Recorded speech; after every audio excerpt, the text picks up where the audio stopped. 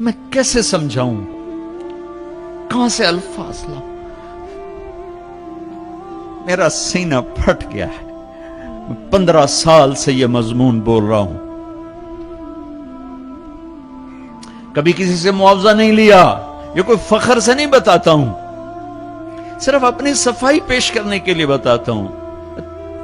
تیسری دفعہ بھائی عقیل، ان کی میں سخاوت کی وجہ سے ان کی قدر کرتا ہوں، میں اس لیے آ جاتا ہوں کہ یہ سخی آدمی، اور سخی سے اللہ پیار کرتا ہے. لیکن مجھے ٹکٹ کبھی نہیں دیا، میں اپنے ٹکٹ پہ آتا ہوں کہ میں نے اس کا معاوضہ اللہ سے لینا ہے، اس سے تھوڑا ہی لینا ہے کہ جاتے ہوئے لفافہ میری جیب میں ڈال دے. تو میں دکھ سے بولتا ہوں کہ یہ آگ ممبر سے بھڑکی ہے.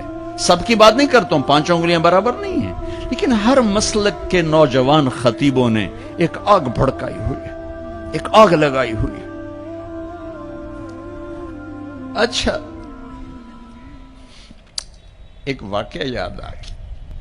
ابراہیم علیہ السلام کے لیے آگ بھڑکائی تو گرگٹ پھونکے مارنے لگا، پھونکے، اور نہ مرادہ تیری پھونک نال کی بڑھنا ہے. لیکن ایک برائی کا ساتھی بنا تو حکم ہے جہاں گرگٹ ملے اسے مار دو. یہاں نہیں پایا جاتا گرگٹ، وہ میں نے افریقہ میں دیکھے تھوک کے حساب سے، یہاں نہیں ہے. مارے چھپ کے لیے اس کی قسم ہے، گرگٹ نہیں ہے. اور کبوتر کو بھی پتا ہے میرے 2 چن جاندے پانی نال کچھ نہیں بڑھنا. اس نے چونچ میں پانی بھر ایسے اوپر ڈالا. اللہ نے کبوتر کی محبت پوری دنیا کے دل میں بٹھا دی. سارا حرم کبوتروں سے بھرا پڑا، میرے نبی کا حرم کبوتروں سے بھرا پڑا ہے. اللہ کتنا قدر، اللہ کو پتہ ہے ایک قطرے پانی نال کے بڑھنا ہے. کبوتر جی چونچ دے پانی نال کے بڑھنا ہے. گرگٹ کی پھونک سے کوئی آگ بھڑک گئی، ایک برائی کا ساتھی بنا، حکم آ گیا جہاں ملے مار دیا جائے. کبوتر ایک اچھائی کا علمبردار بنا، حرم بھر دیا کبوتروں سے. دونوں حرم بھر دیے، کبوتروں کی محبت دلوں میں ڈال دی.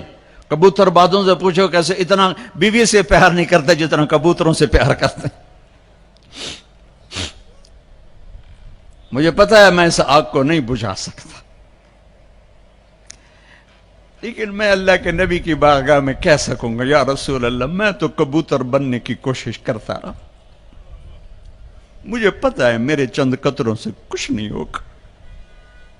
ادھر پٹرول سے آگ جل رہی ہے، میرے کو پانی دیاں 2 بونداں دے نال کی بڑھنا ہے. لیکن میں کہتا رہوں گا یہاں تک کہ میرا اللہ مجھے اپنے پاس بلا لے. میں کہتا رہوں گا. امت بنو، نفرتوں کی آگ کو بجھا دو.